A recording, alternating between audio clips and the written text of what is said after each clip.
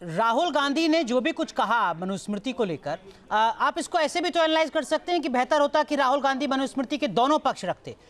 महिलाओं को आज़ादी नहीं है, नहीं होनी चाहिए परिवार में, पहले पिता के अधीन रहे, फिर पति के अधीन रहे, फिर पुत्र के अधीन रहे, ये भी तो मनुस्मृति में ही लिखा गया है।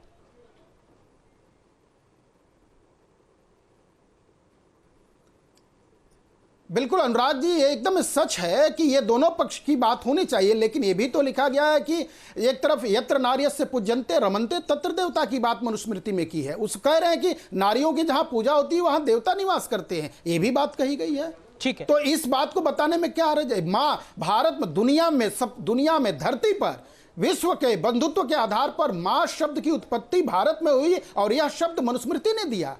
तो मां कह के हम चरितार्थ हो जाए, तुम्हें माता च पिता तुम्हें, तो भारत की मनुस्मृति की उपज है।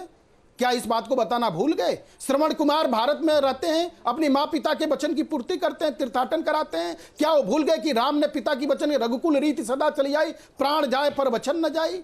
पिता के वचन की पूर्ति के लिए वन गमन करते हैं, राज्याभिषेक किनारे छोड़ देते हैं।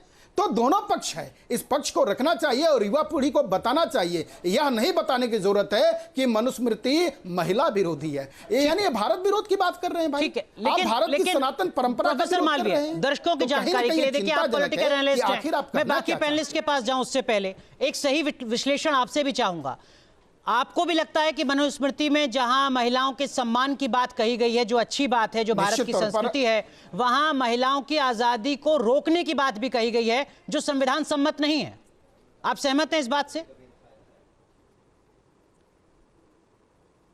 अनुराग जी, यह सच है कि जिस काल परिस्थिति खंड में लिखा गया, उस समय को ध्यान में रख के लिखा गया, महिलाओं की यथास्थिति पर लिखा गया, वह स्वीकार्य आज की डेट में नहीं हो सकता है। तो समयानुकूल परिवर्तन होना चाहिए, उसे बदलना चाहिए और उसे मानना चाहिए। हम संविधान में भी बदलाव की बात करते हैं। ठीक है, पॉइंट है। अनुरुद्ध प्रताप सिंह हमारे साथ जुड़े हुए हैं, बीजेपी के प्रवक्ता, तो हमेशा उनका रुख करेंगे, लेकिन उससे पहले चाहिए। ठीक है, डॉक्टर पूजा मिश्रा, जो बात प्रोफेसर मालवीय कह रहे हैं और जो बात बीजेपी के जो प्रवक्ता हैं वो भी कह रहे हैं, वो ये कह रहे हैं कि साहब ये मनुस्मृति की आड़ में कहीं सनातन का गलत नैरेटिव पेश करने की कोशिश तो नहीं है, अपने वोट बैंक को साधने के लिए, तुष्टीकरण के चलते? डॉक्टर पूजा मिश्रा। अनुराग जी, आपको नमस्कार, साथी प्रवक्ताओं को भी नमस्कार। पहली बात तो जो है, मुझे आपत्ति है प्रोफेसर मौलवी जी की बात से।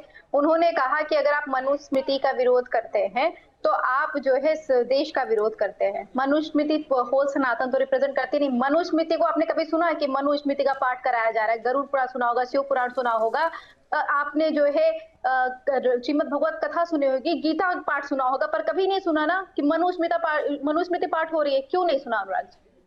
इसलिए नहीं सुना क्योंकि मनुस्मृति एक लॉ बुक है, जो कानून कैसे चलना चाहिए, क्या चलना चाहिए, वो लिखा गया हुआ था।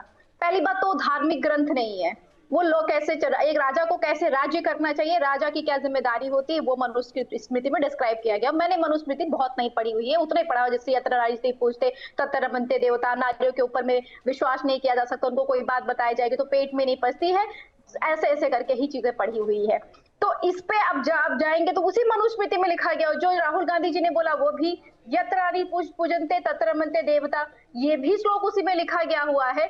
ज्यादा जरूरी क्या है ना अनुराग जी, कि ये जो वहां पे महिलाओं के हक की बात चल रही थी ना, वो जरूरी है। भाजपा को तुरंत दिख गया ये कि ये श्लोक उठा लिया, जबकि गलत श्लोक नहीं उठाया था। अगर किसी को रामचरितमानस में ये समझ में नहीं आता है कि जो है धोल गवार पशुनारी ये सब ताड़ना के अधिकारी, ये उसकी सूक्ष्म बुद्धि है, उसकी सूक्ष्मदर्शिता है, पर है तो श्लोक ना, आप उसको इंटरप्रेट कर रहे हैं ना, चौपाई है ना।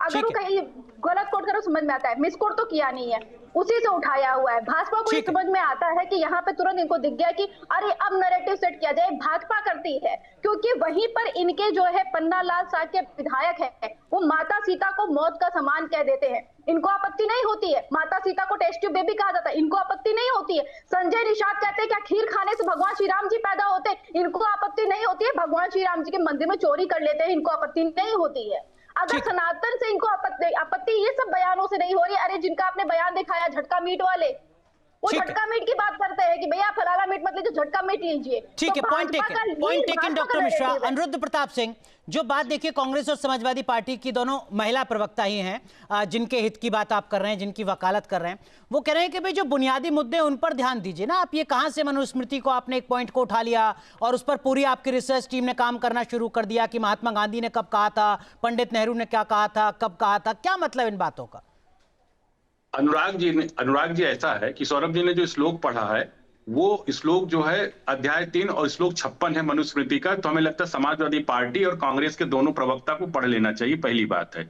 दूसरी बात ये मैं कहना चाह रहा हूं कि आज की बात नहीं है, इन लोगों का नैरेटिव बहुत जबरदस्त है कि हिंदू विरोध कैसे किया जाए। ये आज से नहीं, शुरू से इन लोगों का एक चीज है, ये बुर्का पे कुछ नहीं बोलेंगे, ये ट्रिपल तलाक पे कुछ नहीं बोलेंगे, हलाला पे एक शब्द नहीं निकलेगा, इस पे एक शब्द नहीं। लेकिन जब हिंदू कोड बिल आएगा तीसरी करेंगे से बिल लेके चले आएंगे, नहीं भाई उनकी संपत्ति जहां चाहे वहां पे चले आए। उसके बाद में आप डिफरेंट तरीके से अगर आप देखिएगा, चाहे हिंदू कोड बिल लेके आते हैं, आर्टिकल 25, आर्टिकल 28, आर्टिकल 31 लेके चार्जशीट आते हैं, हिंदू वर्शिप एक्ट लेके आते हैं, यहां तक जब क्या कहते हैं हिंदुओं का आतंकवाद में अगर होगा तो बहुसंख्यकों का उसमें जिम्मेदारी होगी, ये लेके चले आते हैं। राहुल गांधी जब कांग्रेस की सरकार होती तो तमाम तरीके से नैरेटिव, सीए का विरोध किया जाता। सीए का विरोध क्यों करते हैं कि परसिक्यूशन होता है। अनिरुद्ध भाई, जब आप मनुस्मृति का वो अध्याय 3 का 57वां श्लोक बता रहे हैं जिसमें नारियों के सम्मान की पूजा की बात हो रही है, तो फिर आपको भी तो उसी मनुस्मृति के अध्याय 5 का 147वां और 148वां श्लोक भी बताना चाहिए ना, जिसमें कहा जा रहा है कि महिलाओं को आजादी नहीं दी जानी चाहिए।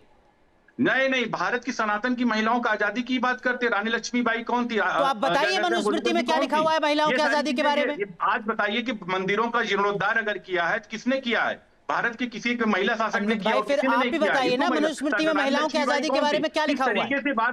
नहीं, सरोजिनी नायडू कौन थी? इस तरीके से अगर बातों को, मुझे लगता है कि राहुल गांधी को भारत के सनातन को बहुत अच्छे से पढ़ना चाहिए। उनको साथ में दिक्कत क्या है कि भारत की नारियों की ताकत देखिए, अगर हमें शक्ति चाहिए दुर्गा जी के पास जाते हैं, विद्या चाहिए सरस्वती जी के पास जाते हैं, इसीलिए तो वंदे मातरम का पूरा स्टेंजा नहीं पढ़ पा रहे हैं वो, क्योंकि एक समुदाय उनसे नाराज हो जाएगा।